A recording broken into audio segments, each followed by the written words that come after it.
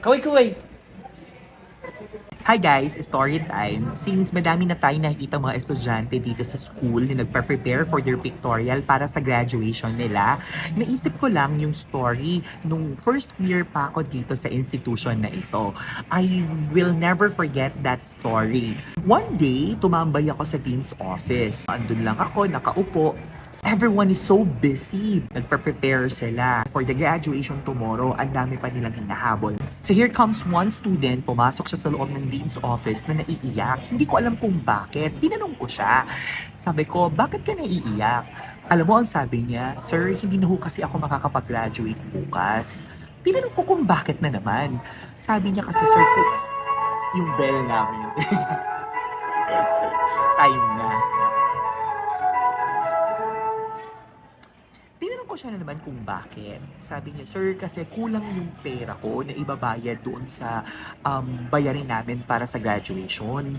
Parang for me, nakakasad. Nasasad ako para sa kanya. Na estudyante ko pa naman yung batang yon. Sobrang bait niya, sobrang galang niya, matalino din siya sa klase.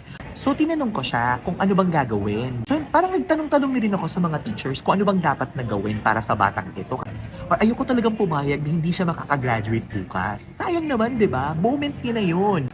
So, alam mong ginawa ko just to help the student? Sumulat agad ako ng letter. Tapos sinabi ko doon na kung pwede salary deduction na lang sa akin at i-charge na lang sa akin yung kabuuang graduation fee ng bata. Kasi parang mga 1 hour na lang yun. Mabuti na lang mabilis gumalaw yung bata. So, napirmahan ko, napirmahan din niya. Tapos, ayun. Buti na lang nahahabol yung bata at hindi pa nag-close yung aming finance department. Alam mo, sobrang saya ko nung nakita ko siya kinabukasan na graduate.